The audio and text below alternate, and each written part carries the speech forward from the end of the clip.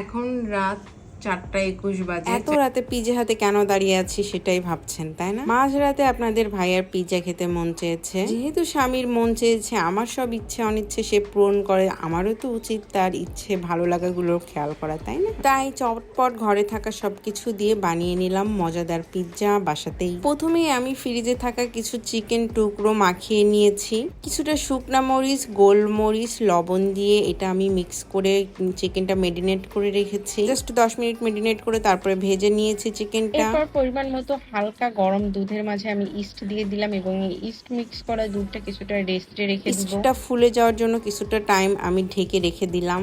এর মাঝে আমি পিৎজার টপিংস গুলো সব রেডি করে নিলাম। আর ঢেকে রাখা ওই দুধের সাথে কিন্তু আমি আটাটা মিক্স করে মেখে রেখেছিলাম 10 মিনিটের জন্য। সেই ফুটেজটুকু আমি স্কিপ করে গেছি, তাই আপনাদেরকে বলে দিলাম। ইস্টটা কিন্তু অবশ্যই ভালো হতে হবে, না হলে কিন্তু আপনার পিৎজার ডোটা সুন্দর হবে না।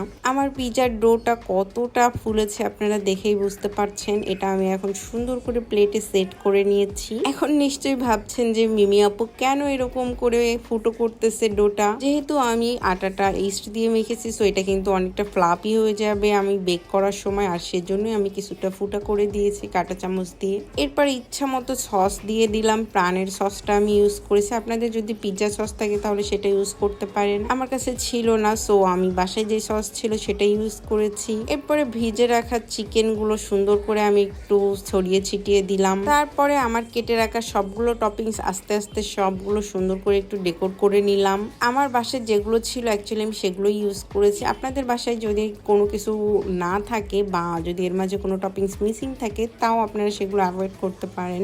আর পিৎজার জন্য যেটা হচ্ছে মেইন সেটা হচ্ছে চিজ। আর আমি যেহেতু চিজ লাভার, সো আমি অনেকগুলো চিজ দিয়ে ফেলেছি। আপনারা চাইলে একটু কম করেও দিতে পারেন। আর আমি ইউজ করেছি মোজারেলা চিজ। রাত কয়টা বাজে একটু দেখাও, কয়টা বাজে তোমার পিৎজা খাওয়ার ক্রেভিং উঠছে? এখন এটা আমরা মেক করব। ওভেনে যেই না পিৎজাটা দেওয়ার জন্য রেডি করলাম আর সেই কারেন্ট চলে গেল।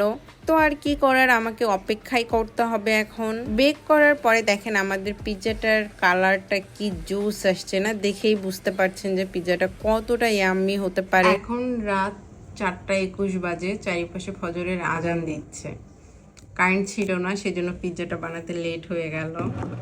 চোখ মুখ দেখে বুঝতে পারছেন সারা রাত জেগেছিলাম। পিৎজা খাওয়ার জন্য ভাবছেন? না রানা, পিৎজাটা খাও, খেয়ে যত মিথ্যা অপবাদ আছে সেগুলো গিলে ফেলো এই পিৎজার সাথে সাথে। হ্যাঁ, পিৎজার সাথে সাথে যত মিথ্যা অপবাদ আছে সব গিলে ফেলো।